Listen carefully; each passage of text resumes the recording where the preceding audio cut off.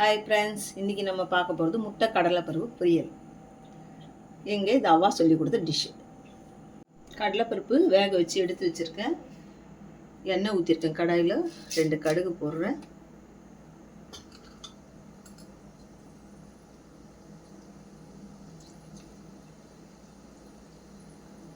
இந்த சீரகம் போடுறேன். சின்ன வெங்காயத்தை கட் பண்ணி வச்சுருக்கேன். சின்ன வெங்காயம் ஒரு 20 வெங்காயம் கிட்ட எடுத்து வச்சுருக்கேன். 20 வெங்காயம்.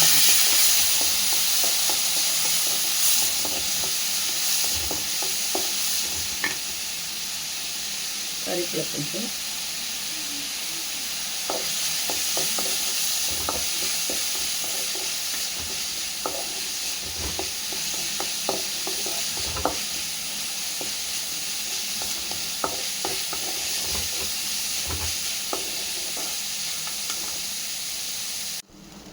வெங்காயம் கொஞ்சம் வதங்கி வந்திருக்கு.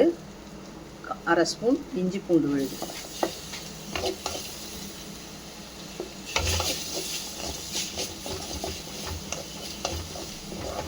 தக்காளியும், சின்ன தக்காளியும்னா 2, பெரிய தக்காளினா 1.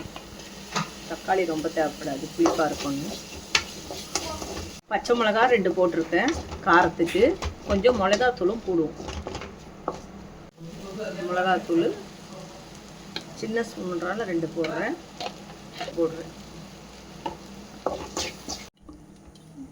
இது வதங்கி வந்துடுச்சு. இந்த முட்டையை 3 முட்டை இது பண்ணி வச்சுருக்கேன்.